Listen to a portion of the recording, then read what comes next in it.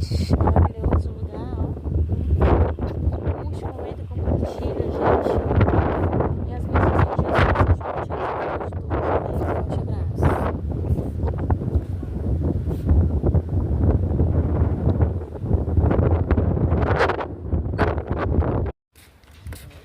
Olha a embarcação ali, gente, ó. Eu tava falando pra vocês, ó. Ó.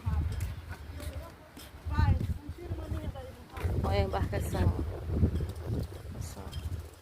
Então ali é experiente? É experiente, mas se não depositar confiança no Senhor, não vence as intempéries, dificuldades. É tempo de vento e o vento faz o mar ficar revolto, né? Então, toda ventania, toda tempestade que aparecer na sua vida, creia e confia no Senhor, viu? Que o mais Ele fará.